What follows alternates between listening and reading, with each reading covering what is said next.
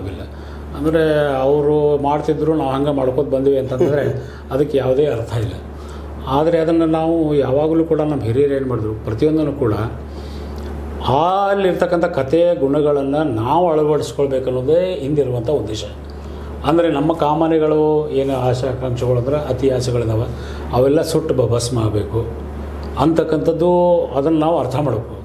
ಆ ಅರ್ಥ ಮಾಡಿಕೊಂಡು ಅದರ ಜೊತೆಗೆ ಸಂತೋಷವನ್ನು ಎಲ್ಲರೂ ಕೂಡಿ ಜಾತಿ ಮತ ಇವನ್ನೆಲ್ಲ ಬಿಟ್ಟು ಒಟ್ಟಿಗೆ ಆಗಿ ಸೇರಿ ಒಂದು ಕಡೆ ಸಂತೋಷವನ್ನು ಅನುಭವಿಸುವಂಥದ್ದು.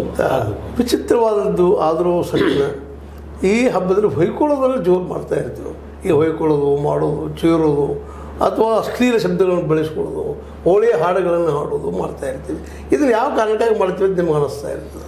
ಅದರಲ್ಲಿ ಯಾಕಂದ್ರೆ ವಿಶೇಷವಾಗಿ ಇದು ವರ್ಷದಲ್ಲಿ ಒಂದು ದಿನ ಅಥವಾ ಒಂದು ತಿಂಗಳ ಅಥವಾ ಒಂದು 15 ದಿವಸ ಬರ್ತಿರುವಂಥ ಹಬ್ಬದಲ್ಲ ವಿಶೇಷವಾಗಿ ಹೊಯ್ಕೊಳ್ಳುವಂಥ ಕೆಲಸ. ಇದು ಮನುಷ್ಯ ಇದನ್ನು ನಾವು ನಮ್ಮ ಮಕ್ಕಳಿಗೆ ಅಥವಾ ನಮ್ಮ ಮುಂದಿನ ಸಂತತಿಗೆ ಇದು ಮುಂದುವರ್ಸ್ಕೊಂಡು ಹೋಗ್ತಾ ಇರ್ತೀವಿ. ಇದು ಮುಂದುವರ್ಸ್ಕೊಂಡು ಸರಿನೋ ತಪ್ಪು ಅನ್ನಿಸೋದಿಲ್ಲ. ಇಲ್ಲ, ಇದು ಹೊಯ್ಕೊಳ್ಳೋದು ಹೀಕೊಳ್ಳೋದು ಎಲ್ಲ ನಾವು ಮಾಡ್ಕೊಂಡು ಬಂದಿರತಕ್ಕಂಥದ್ದು.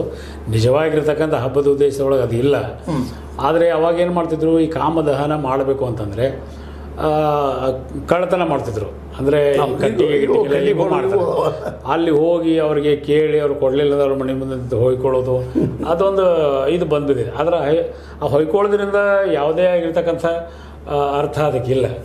ಸೊ ಅದನ್ನು ನಾವು ಇದನ್ನು ಮಾಡಬೇಕು. ಮತ್ತು ಮುಂದೆ ಇರ್ತಕ್ಕಂಥ ದಿವಸಗಳು ಅದರ ಒಳಗೆ ಏನಿದೆ ಅದರ ಅರ್ಥ ಮಾಡ್ಕೋಬೇಕು. ಕೇವಲ ಒಂದು ಸಂಪ್ರದಾಯ ನೀವು ಕೇಳಿದ್ರೆ ಏನು ಭಾಳ ಪ್ರಶ್ನೆ ಭಾಳ ಚೆನ್ನಾಗಿದೆ. ಏನಂತಂದರೆ ಯಾವುದೇ ಒಂದು ಹಬ್ಬ ಮಾಡ್ಬೇಕಾದ್ರೆ ಇವತ್ತು ಉಂಡೆ ಮಾಡಬೇಕು ಪಂಚಮಿಯಾಗ ಅಂತಂದರೆ ಹೋಗ್ತೀವಿ, ಯಾವುದೋ ಸ್ವೀಟ್ ಮಾಡ್ಲಿಕ್ಕೆ ಹೋಗ್ತೀವಿ, ಉಂಡೆ ತರ್ತೀವಿ, ತಿಂತೀವಿ. ಆದರೆ ಅದರೊಳಗೆ ಇರ್ತಕ್ಕಂಥದ್ದು ಮೊದಲ ಎಲ್ಲ ಅವರು ನಮ್ಮ ತಾಯಂದಿರು ಪ್ರತಿಯೊಂದು ವಸ್ತುವನ್ನು ಕೂಡ ಕೈಲಿಂದ ಮಾಡ್ತಿದ್ರು. ಪ್ರತಿಯೊಂದು ಉಂಡೆ ಕಟ್ಟಿದ್ರು ಏನೇ ಇರ್ಬೋದು, ಅವರಲ್ಲಿ ಕ್ರಿಯೇಟಿವಿಟಿ ಇರ್ತಿತ್ತು. ಆಮೇಲೆ ಯಾವ್ಯಾವ ವಸ್ತುಗಳನ್ನ ಬಳಸಬೇಕು, ನಮ್ಮ ಅಡುಗೆ ಮನೆಯ ಒಂದು ಔಷಧದ ಕೋಣೆ ಅಂತ ಹೇಳ್ಬೋದು, ಅವನ್ನೆಲ್ಲ ಬಳಸ್ತಿದ್ರು. ಮತ್ತು ಹೆಣ್ಮಗಳನ್ನ ಕರೆಯುವಂಥದ್ದು, ಎಲ್ಲರೂ ಸಂತೋಷ ಹಂಚ್ಕೊಳ್ಳುವಂಥದ್ದು, ಅಲ್ಲೆಲ್ಲ ನಾವು ಅವ್ರಿಗೆಲ್ಲ ಗಿತ್ತೋದೆಲ್ಲ ಮುಗಿದಿರ್ತೈತೆ, ಬೆಳೆ ಬೆಳಕು ಶುರು ಮಾಡಿರ್ತೈತಿ, ಮಳೆ ಆಗ್ತಿರ್ತೈತಿ, ಒಳಗೇನು ಕೆಲಸ ಇರೋಂಗಿಲ್ಲ. ಆ ಸಂದರ್ಭದಲ್ಲೂ ನಾವು ಕ್ರಿಯೇಟಿವ್ ಆಗಿ ಇರಬೇಕು ಅಂತಕ್ಕಂಥದ್ದು. ಈಗ ನೀವೊಂದೇನು ಹೋಳಿ ಸಲುವಾಗಿ ಒಂದು ಹಾಡ ಬರೆಸಿದ್ದೀನಿ ಅಂತ ಹೇಳಿದಿರಿ, ಬರೆದಿರಿ, ಯಾರೋ ಹಾಡಿದ್ದಾರೆ ಅಂತ ಹೇಳಿದಿರಿ. ಯಾವ ಹಾಡೋದು? ಅದು ಬಣ್ಣವನ್ನಾಡುವ ಬಾರೆ ಅಂತಕ್ಕಂಥ ಒಂದು ಹಾಡು. ನೀವು ಪ್ರೇಕ್ಷಕರು ಕೂಡ ಅದನ್ನು ಕೇಳ್ಬೋದು. ಬಣ್ಣವನ್ನಾಡುವ ಬಾರೆ ಅಂತಂದರೆ ನಮ್ಮಲ್ಲಿ ಸಾಕಷ್ಟು ಜನ, ಈಗ ಸೈನಿಕರಿಗೆ ಅಂತಂದರೆ ಅದು ರಕ್ತದ ಕೆಂಪು ಬಣ್ಣ ಇರ್ಬೋದು, ಶಾಂತಿದೂತಕವಾಗಿರ್ತಕ್ಕಂಥ ಬಿಳಿ ಬಣ್ಣ ಇರ್ಬೋದು, ಅಭಿವೃದ್ಧಿಯಾಗಿರ್ತಕ್ಕಂಥ ಒಂದು ಹಸಿರು ಬಣ್ಣ ಇರ್ಬೋದು. ಹೀಗೆ ಆ ಬಣ್ಣಗಳನ್ನು ಆಡೋಣ ಬಾರ ಅಂತಾರೆ. ಅದು ನನ್ನ ಕವನದಲ್ಲಿರುವಂಥ ಕವನದ ಒಂದು ಅದನ್ನು ಹಾಡಿದವರು ಯಾರು? ಅವರು ಚೈತ್ರ ಅಂತ ಹೇಳಿ ಬೆಂಗಳೂರಿನವರು, ಭಾಳ ಒಳ್ಳೆಯ ಗಾಯಕಿ. ಸುಮ್ಮನೆ ಒಂದು ಹಾಡು ಬರೆದು ಅವ್ರು ಕಳಿಸ್ಬಿಟ್ಟಿದ್ದೆ, ಅದನ್ನು ಸಂಗೀತಕ್ಕೆ ಅಳವಡಿಸಿ ಅವರು ಹಾಡಿದ್ದಾರೆ.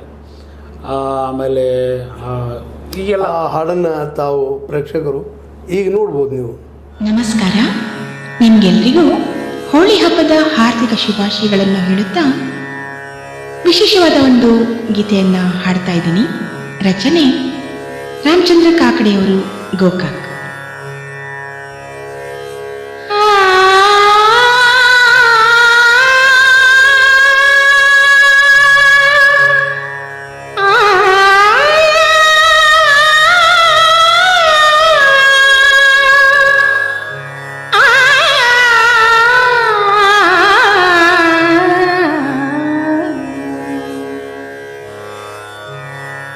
ಬಣ್ಣವನಾಡುವ ಬಾರಿ ಗೆಳತಿ,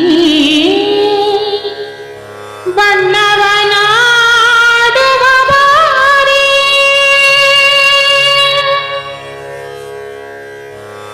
ಬಣ್ಣವನಾಡುವ ಬಾರಿ ಗೆಳತಿ, ಬಣ್ಣವನಾಡುವ ಬಾರಿ, ಬಣ್ಣ